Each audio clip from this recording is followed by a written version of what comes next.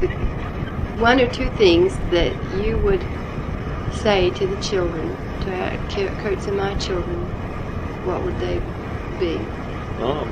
Firstly, I would say stick closely as a family within the church.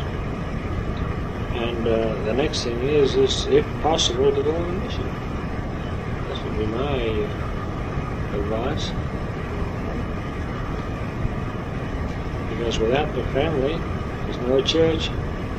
If nobody does any missionary work, the church isn't going to prosper. Because that's the way the Lord wants it. I wonder if you can, one or two stories about Chile, and then the rest of them I'll get from you, like you said, in letters, one letter at a time. Which one would you like? Doesn't matter. Just, you've given us some funny ones on the others, so maybe some serious things that happened. I haven't heard any ghost stories. No, that's what I mean. You want a ghost story? Yeah. One under the house or the... Yeah, that one, that. And then the one that I want, and also... The one that jumped into the river? Yeah, but I was thinking about the one where you saw Uncle Eric out in the field. Oh, down in the bullock town. Yeah. Oh, yeah. Well, see, what we used to do in the summertime, we used to mind our cattle at night so they wouldn't get thieved. And we used to sleep with them. But I was doing one part of the job, and my job was to supervise the work that the men were doing, and then when the day was finished was to take the oxen and bullocks that had been working and put them into what we call the night paddock, where Eric's job was just to go down and sleep there with them and mind them until they weren't stolen. Well, I'm taking mine in down this lane. There's a small bridge at the end of the lane, and as I'm driving him over the bridge, Eric is driving another mob out, and I could hear the spurs rattling, and I could see him. Well, I thought it was Eric because he was dark, and naturally the horse was black, and the man was black, and everything else. And I said, do you want a hand to take him down to the water? No answer. So I asked him again. I said, do you want me to give you a hand to split them up so that you can take them out of the water? Still no answer. They're still right in the water. Oh well, I said, if you don't want to speak, I said, you can take them out yourself. And I turned around. It wasn't like on the full length of the lane and I was out on the public road. Suddenly it dawned on me, now that couldn't have been Eric. And then I thought, it must have been. However, I went a bit faster than normal to get home. And when I got home, I thought, it couldn't possibly have been Eric. And, still in the back of my mind, I had the thought that it was him. And I was still a little bit annoyed. Walks into the kitchen, and here is Eric, sitting down at the table, having a light tea before going down to look after the bullocks. And he went back down. I didn't go back with him, because he's ours. Just tell me, when he went back down, all the bullocks that I'd put into the paddock were still feeding around it, close-handed. And the ones that he was supposed to be driving out were all lying down the other end of the paddock. So he counted them, and they were all there. And he reckon I was pulling his leg. And actually saw something driving bullocks out of the paddock. But they never went out? They never went out, no, they were right down the other end of the paddock lying down, chewing their coats. So they were in two separate flocks? Yeah, that's right. The ones I'd taken in were just inside where I'd left them. Yeah. Inside the paddock. And there wasn't one missing. So, what's the other one? Well, you were going to say about the one jumping into the water. Uncle Francis was fishing, and he lived about 4 miles bit more than 4 miles by road. Well, I suppose 6 miles by road. A lot closer here on the shortcut through over the rivers. And he saw this young girl, young lady, come out to the edge of the bank, looked at him, and threw her bucket into the river, and then jumped in after her. He spent about half an hour, thought the girl had been a fright and jumped in. Didn't see her come up, so he was trying to push her out, around him. Eventually he gave up. He went down home, which was, so 4 or 5 miles was no joke. It was quite a long distance the ride on was. If it was just a joke. And he came down and he said, "Oh, listen." Cherry and I went back with him. And we took the sharp point on it. And where Uncle Francis said the girl had come out of the bank, or appeared to come out of the bank, we pushed the rod in. Right in the spot where he showed us, although it never had been disturbed for years, the rod went straight in, and all the rest was hard. We dug a hole through it and we found a cave. But there was another passage to the cave, which, strangely, even today, I had no desire, or anybody else had any desire to explore. But we went into the one cave. It was a big cave. Right on the far end of it had been a hole dug. What appeared to be a square box had been buried. It was something that we recovered. And we put the earth back again when we left, and the grass all back. Left it as near as we could to where we found it. Once again, it was one of those things that happened. And then you were saying about the one where you dug up the floor. For a number of years, we finished it.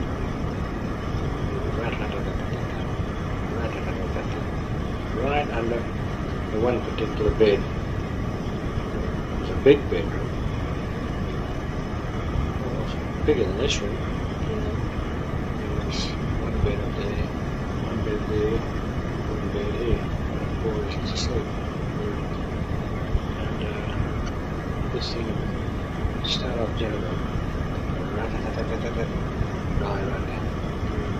And we pulled those boards up half a dozen times, planed them down and put them down again because they used to walk. We reckon it was the walking of the boards that was causing the noise.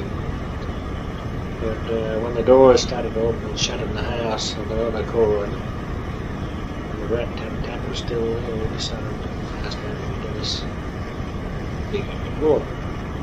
For a long time, he wouldn't let us. He never heard anything. Much to our surprise, one day he said, "All right, if you think you want to dig it up, go ahead and do it."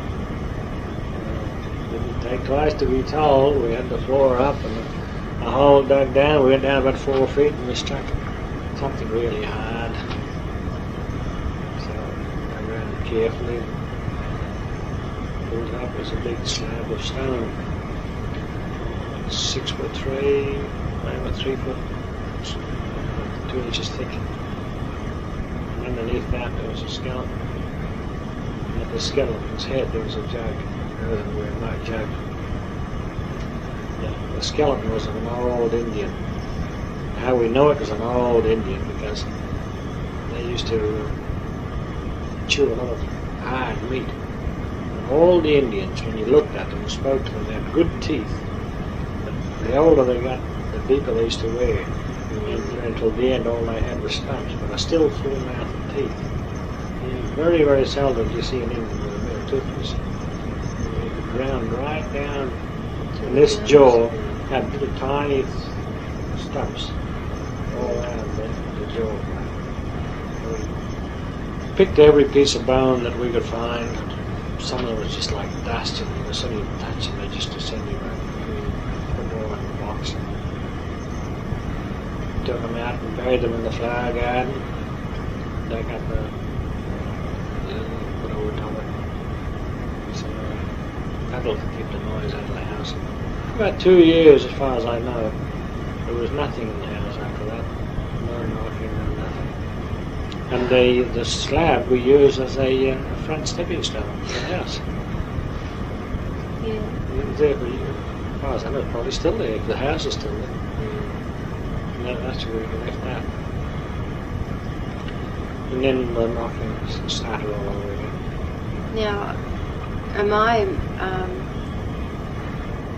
forgetting, or is this something else? But Auntie Audrey, or you, or somebody, I thought said that the lilies wouldn't grow. They weren't. Yeah, they kept No, dying. there was a hole about as thick as a thumb. Always used to reappear into that box. Nothing would grow over the space where we were going to. It was this continuous hole, like a trapdoor spider hole. Yeah. Down into it. Why that was there, I don't know. We all tried to give a reason for it, but that's nothing would grow. There was always a bare patch. It took about 2 years before the knocking started.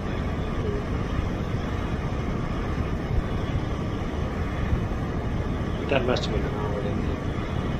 I don't think it was a murder victim. I think it was just probably a burial ground of the Indians there sometime in the past. So they used to have burial grounds all over the place. There's a strange thing about the Indians, you know, when I was out there, when an Indian died who had lost his marbles, who was gone silly, they used to bury him, and they used to put a big log of wood over his grave. Yeah. And I asked one time, I said, why do you put the logs on some of the graves? They said, no, he was a silly person. A bad spirit was in that person. And the log was there was to keep the spirit from getting out and haunting anybody else. Yeah. Whether they were pulling my leg or not, I don't know, but occasionally you'd see a big log on top of one grave. And undoubtedly they did have their bad people amongst them. Yeah. Because one of our neighbours, he had the reputation of having an Anchi Malin, which is a private spirit that comes out to assist them when they're in trouble and do all sorts of favours for them. Yeah. This seems incredible, but I was told is that when they get married, sometimes a man, if he's a bad man, will take his firstborn child and kill a sheep and cover the body of the baby in blood, and when the river's in flood, heave it out as far as he can into the rivers. The baby. The baby. And then that becomes an ancient man. That child's spirit comes back to help them when they're in trouble, or when they want money, or what have you. Now, that seems an incredible story, but this Indian was credited with having an ancient Malin. And if he supposedly had an ancient Malin, That's supposedly what he'd done. that's supposedly what he'd done. But none of the other Indians would associate with him. Yeah. But he had 2 wives, Yeah. and he had a long house made of thatch roof. One wife used to live at one end of the place, and the other one lived up the other end. Whether he lived in the middle section or not, no, we don't, because he just went invited in. Yeah. He didn't get in. Yeah. You'd be out some days, you'd see. Yeah. But he never did a tap of work. I reckon his ancient Malin provided for him. Yeah. Of course, his wives used to have to Wives work. provided. Undoubtedly what we provided work. But that man, his first wife's half of the house started to fall down because thatch was rotten. Yeah. The sticks started to break because they're only sticks out of the undergrowth that they use. None of them was big solid timber. They started to break and crumble away. And the one half of the place is falling down where his first wife was, and the other half of the house, which was a new part, is where his second wife was. One day there'd have to be something done. Yeah. But there are big holes in it, the leaks, and you've got obviously big holes in it. It's falling down, you would see the waves.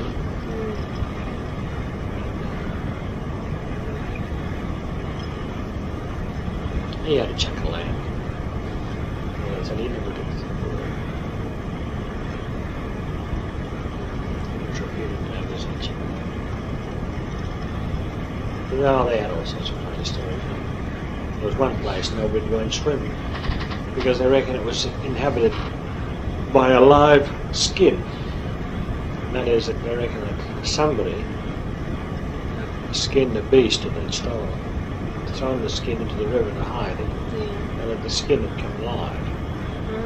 And if anybody went swimming there, it'd wrap itself around the person and turn the water dark. That may give you any ideas? A giant squid in fresh water? You know, the story could be possible. And it would have looked like a skin with the animal's legs. See, the animal's got 4 legs, there'd be 4 pieces of stuff, and the tail piece, there'd be 5 legs on it, and the neck would be 6 legs. It'd look a bit like it. But whether one would live in fresh water or not, I don't know. It'd have to be... Maybe a long time ago. Maybe well, that's it.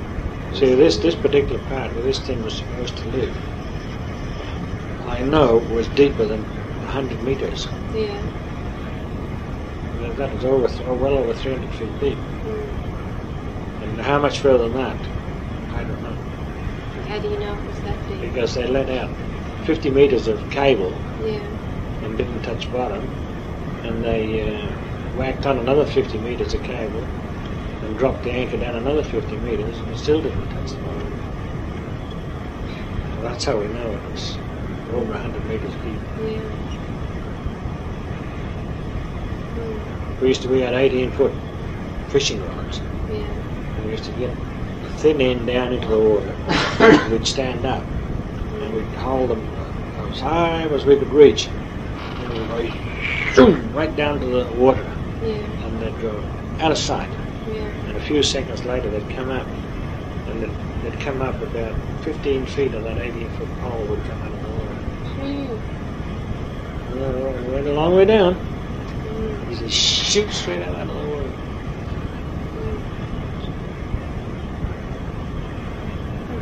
It was deep. But that's what I said. They wouldn't swim in there because they reckon this skin would become alive. It's the rapids, right? Make the water black. Well, that's what, isn't it? They send out ink. So, of course, a lot of these things is they could the have story transferred. and reality. Sometimes they go. They have some peculiar things happening. But we had after you and Uncle Francis, or he was running his cattle, and when he went through this little copse, he saw some fresh branches heaped up. So he went and looked why, and underneath them was a dead man who had been murdered. So I notified the police. They came out. They confiscated like I said, a pair of bullets off us and a wagon to take the dead man in. But they told us within 12 months those bullets would be dead. And within 12 months those 2 bullets were dead. And that person was supposedly murdered in our neighbour's house. They used to have drunken riots. And we were told that they put a rope around his feet and they dragged him around the hilltops and they dragged him into this copse and just covered him over the bushes. Now, what's a copse? It's a few odd trees on the side of a hill, fairly thick, and that's where they left him. Now, that's the story that we were told. Now, is that from the police or No, people? from the lot. The people used to tell us things they wouldn't tell the police. And whether that thing was there before that, I wouldn't know, but indirectly in the path where this body was supposedly dragged around, what people told us, you'd hear a rumbling start over in that direction where the house was. And it had followed exactly what these people told us where the body was dragged. that's where the rumble used to follow us. Like, if you can imagine 100 dogs galloping over the top of a hill, or 30, 40 horses, but not so loud as more like a dog than a horse. And you can get the idea what it was, and you'd feel it come under you, keep on going, and that's where you used to peter around in the bushes. And I'll tell you what, if you heard that thing coming, you got off your horse and held it, because you certainly wouldn't stick on his back when that thing went on you. And you'd hear all sorts of things happening. When they were coming through, you'd hear bags of stuff, wheat, summertime with thrashing. You'd hear bags of wheat fall off of wagons, and you'd hear poles of the cars tipping up, wheels being shook around, all sorts of things, just weird things. Really, it was really scary. And the horses, they'd flatten their ears and their eyes would go white, and they'd sort of half snort. And the dogs would get around your feet and wiggle. And it was scary. But whether that person was murdered or not, people around us told us that there was. Is there any chance that there was a fault there, that it was a tremor going through? Yeah, well, that's what I said. Some of these things are peculiar things. Because they reckon that earthquakes and stuff really have terrible noise to them. I've been through earthquakes. This is different altogether. It's a different thing to us. Yeah, running in the wrong way. Yeah. The faults. All the faults that used to there was running from the sea up to the mountains. Yeah. And that's where the earthquakes went. This other thing was contravening all that. It was cross-country. It could have been an underground stream. It could have been anything. But just at the valves. And the funny thing was that the person was murdered. And he was found. And those two bullets did die. And not long before I left, there was a chap murdered. He was washed up. Well, actually, Eric and I saw the body.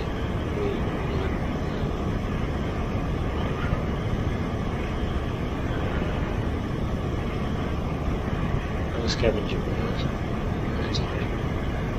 Simply so. I caught there, but I don't know what the buzzard. Vulture. And we went out to the boat, and when we saw it was a man, we just rode back and left him. We weren't going to touch him. And the chap who worked for us, he saw the body, and he took a sheath knife. He pushed it back. And it went down another few hundred yards down, lodged again. Somebody notified the police this time, but they weren't going to touch it. The police came out, and they told us that they wanted a wagon and a pair of bullocks to take this thing in. One of the chaps who was working with us, he came up to Dad and he says, make them take it in and over a horse. He said, if you put it in with bullocks, he said, if that man's been murdered, which he had been, he said, those bullocks will be dead within 12 months. He said, I know. Then they said, we want them.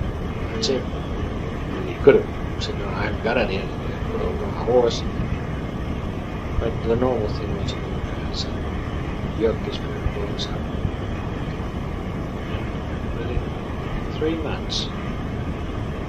One bullock, for no reason at all, stumbled on a little 6-inch drop when he was going down. I was taking him myself into water.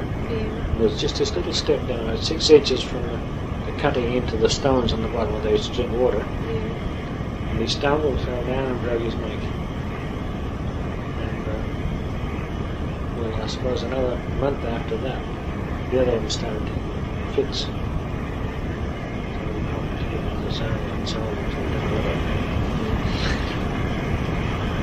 Well, that was 4 that you lost, pretty much. That's a little bit long for coincidences.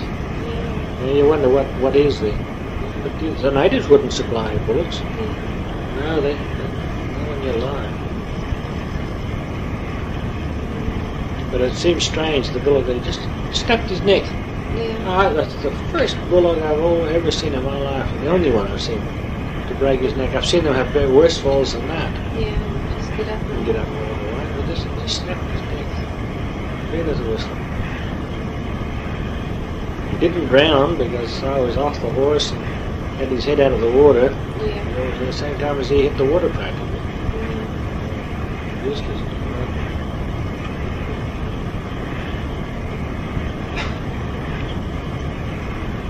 some strange things used to go on.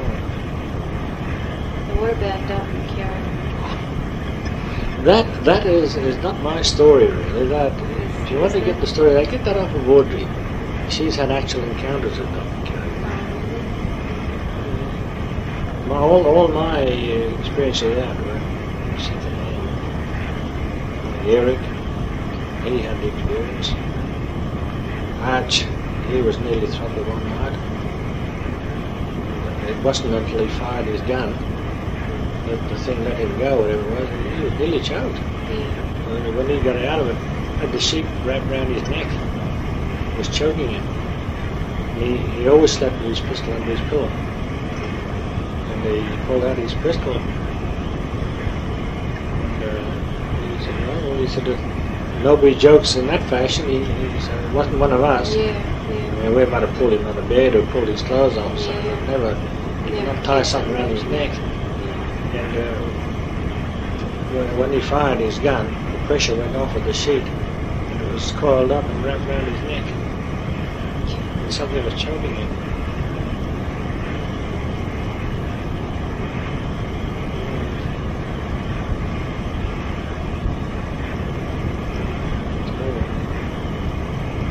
But he, to fire his pistol at somebody in the house, Yeah, you have to be. he was pretty desperate. Yeah. Is that when it never came back again? Or? Well, it never bothered Arch anymore. Yeah. And Eric jumped up on his bed and started to walk up his leg. And he thought it was one of the dogs. Yeah. That was looking for a warm spot to sleep.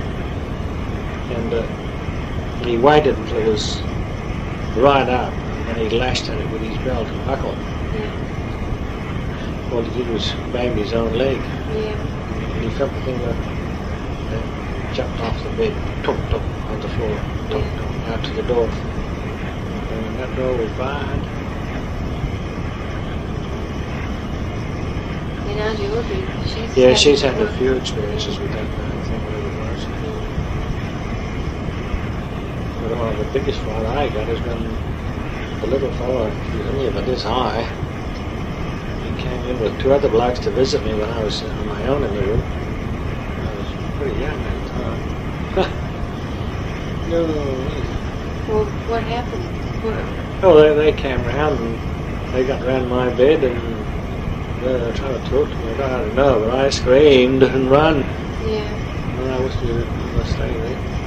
But he had a sort of a red jacket on with a three-cornered hat, white something underneath, with a green coat on, and a white pair of pants. And he had two other fellows with him. But all I can is the one person. One person. But what? Yeah, I screamed and ran. What did they just come in to the room Yeah. where you were? Just come into the room. Did they say anything?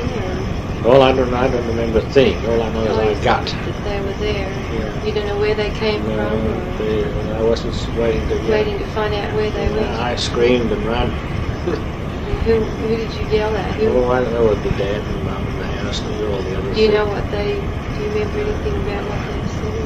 I don't reckon I'd see anything. So.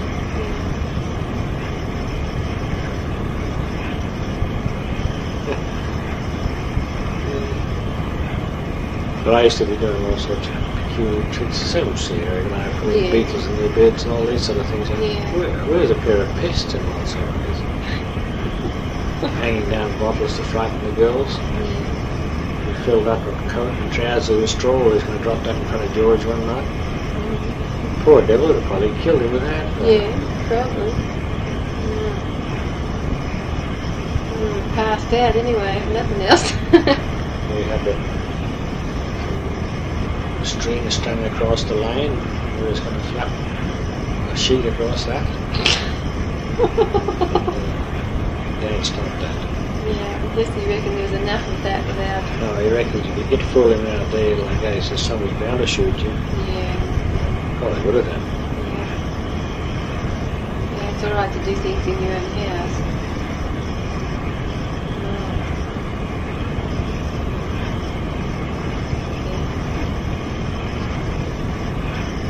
But, well, you see, all those things are born out of the Book of Mormon.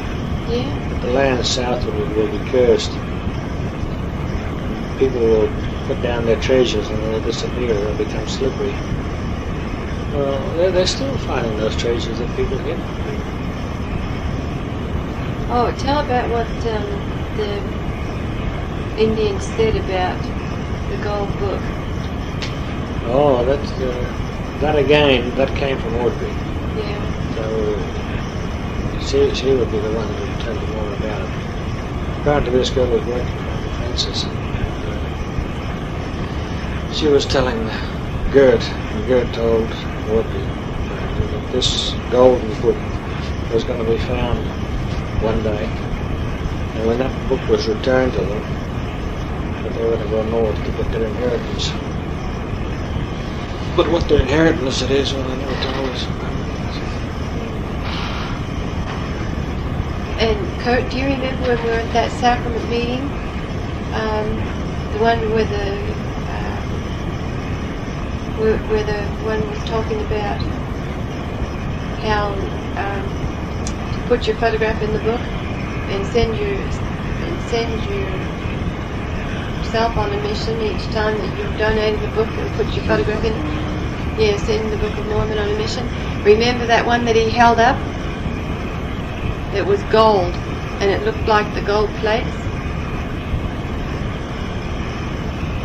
Dad said that they were being printed especially for the South American mission. That tallies up with the golden book that we read about. That when they get that, they're going to go north to get their inheritance. As a body, they're. And every now and again they held big meetings, which none of us knew what was going on in them, because they were secret meetings. And all their chiefs used to get together on the blocks and they'd have a conference and maybe last 2 or 3 days. And then they'd break up and they'd go back again. Every time there was a conference, the air became electric and you knew there was something going on. All the Indians they're rather glum-looking people, mostly. But this time they used to line them up. Not much mirth amongst them. Very little laughing. Yeah, when you look back and you think, they didn't laugh. Very, very little laughing amongst them. They seem to be carrying the weight of the world on their shoulders. To the children, he'll laugh at anything. Laugh at himself, laugh at you, laugh at a broken leg, laugh at anything. Yeah. That's the Spaniard in them. Yeah, everything's But funny. the Indian, he's different. He's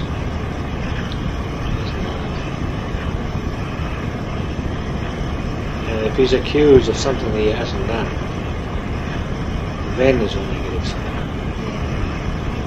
But if they get accused of something they have done, So, they stay glum. But if they're innocent, doesn't matter if they're guilty of all sorts of other things. If that particular thing they're innocent of, they're outraged. Yeah, cool.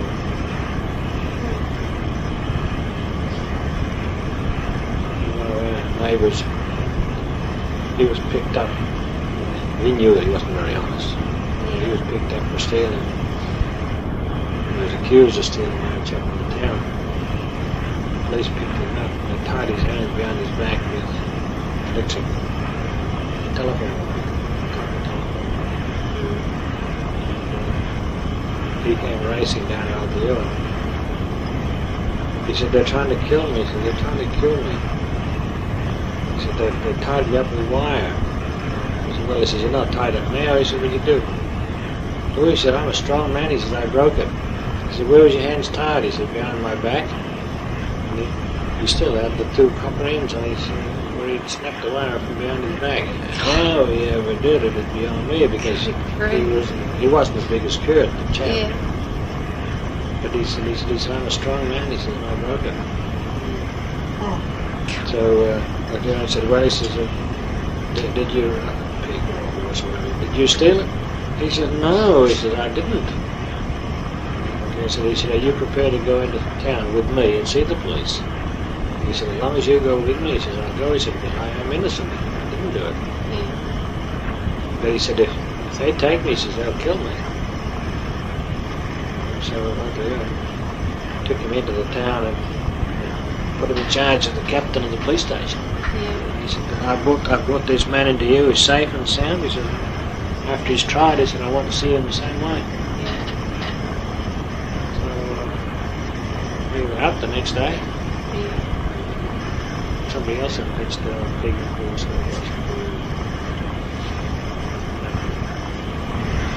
Imagine they're snapping a chink of wire. He didn't want him to think that it would cut into his hands. Well, that's right. Yeah, it was. There was, the marks are there. He must have put a whole lot of effort into it. But the wire must have been a bit weak. He said, I'm a strong man. He said, I'm rugged. At least when you're nervous and you're scared about something, you get a lot of... But yet he was quite prepared to go in and face the police, provided Yeah. Kurt was the nearest one, otherwise he couldn't have dad. Yeah. Kurt and Francis, they all had their own pet names for them in India. Francis, he was called Laughter Winter, or Laughter Winter, something like that. One is Pony Man and the other is Pony Foreigner. Yeah. Because he was only little. Yeah. And Uncle Ewan was called Trowley Winker. Trowley Winker means it's a thin foreigner. Yeah. And Dad was Wichache, and that is the big man. Yeah. And that's what they all amongst themselves, that's what they called him. Yeah. They're talking about it. They didn't give anything else any names.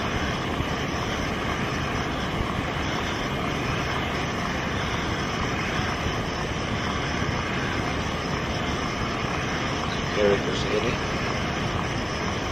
Arch was Archie. They'd identified him. Yeah. And I was old Tito. Tito. One. That's a corruption of Dagoberto. It's a Spanish name, sure. I gave myself that name apparently when I was about 2 years old. And what does it mean? Tito. Dagoberto. And what does it mean? Well, that is it. Dagoberto is Tito. Yeah, but what does it mean in English? Dalbert or something like that. Yeah.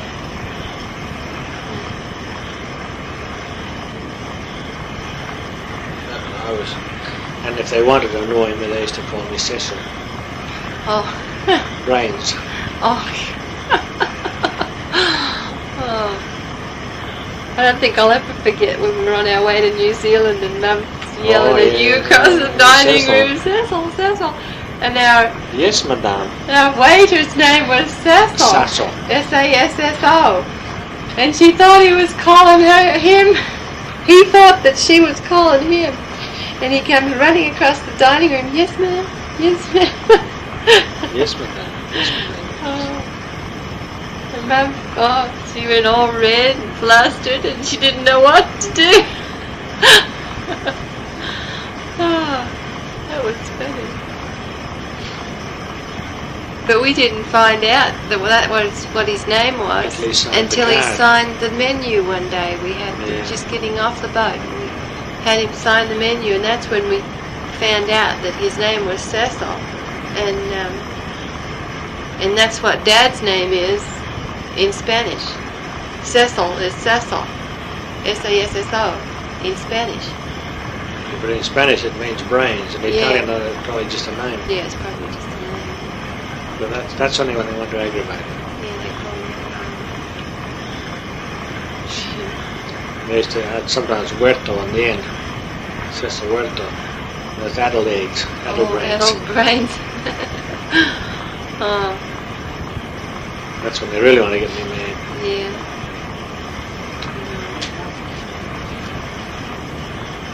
And when they had plaster Paris on the leg, they used to call me Pata Carabina. carbine leg.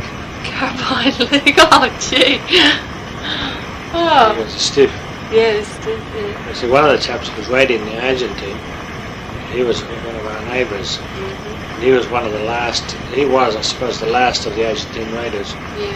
And the last raider of the Argentine, he got shot in the leg. Yeah. And on the way back, he got gangrene, and they used to let the blowflies blow it. And he came all the way back from the Argentine with maggots in his leg. Oh, why did they do that? To eat the gangrene. Oh. Ugh. And then when they got him back home, with Indian medicine and treatment, they cleaned his leg up, but he still had a stiff leg. Of course he was. Oh, yeah. He was Patagonia, so when I had the plaster cast on my leg, they probably dubbed his name on me. He was one of the last Indians to wear the old chiripa, as they call it. That was just a length of material like this, just to wrap around the waist, and bend down over the back, and they pick up the back end of it, pull it up through between their legs, Yeah. and stuff it into the top. Yeah. And that was their trousers. Mm. And they used to look so funny. They'd have long johns with these things on. Oh. So they'd be tied around their ankles, the long johns, would be and this thing would be halfway down their knees. You know? It looked so funny. But he was the only one that I ever saw wear that thing. Yeah. And that was old Patagonia. Yeah. And his name's what they stuck on me afterwards. But, like everything else, one day he's there, and then you don't see him for a while, and then he's dead. Yeah. They never used to make much fuss. He must have been an old fellow then. Well, I think he must have been. But I can... Mostly I was interested in these funny pants he used to wear. And see these long johns and this other thing around. And the way he used to walk with a stiff leg. Yeah. Oh, it's nice to see a lot of them. And now, as I said, you don't see them and they're dead. So he probably was very old. Seeing as he was a raider from the Argentine, he would have had to have been an old man when you think of it. Yeah.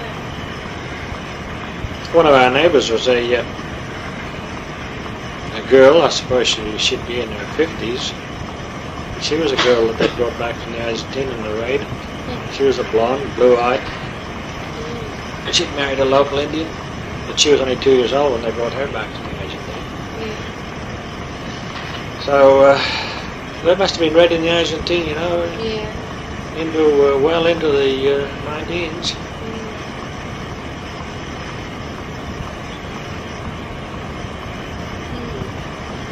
It's the last Indian rising against the government. I think they said in 1887.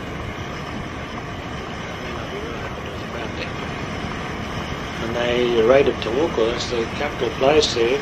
And one of the chaps who used to work for us, he was an old man. And he was 14 when he took part in the defense of Temuco. And they had 3 lines of defense. And the Indians cut inside 2, though they couldn't storm the 3rd one. And this old chap was telling us that he was employed as a 14-year-old boy for days stacking wood, and then stacking bodies 5 and 6 high on top of the wood, and then more wood on top of them, and then setting light to them. He said there was thousands of bodies. Well, he couldn't count to 100, you know. Yeah. So 1,000 must. He couldn't count. As I said, he couldn't count to 100. Yeah. So he said thousands. But he said, oh, he said, those great big long lines of them was 5 and 6 high on top of the wood, and then they burnt the bodies.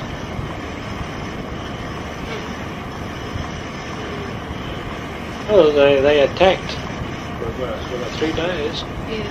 So there would have been a lot killed. Yeah. That was the last effort.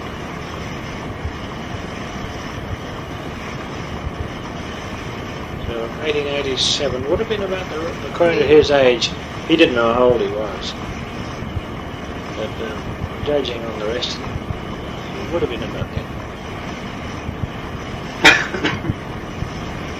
Oh, he said it stunk for weeks with burning bodies. That was his job, was to keep putting more wood on.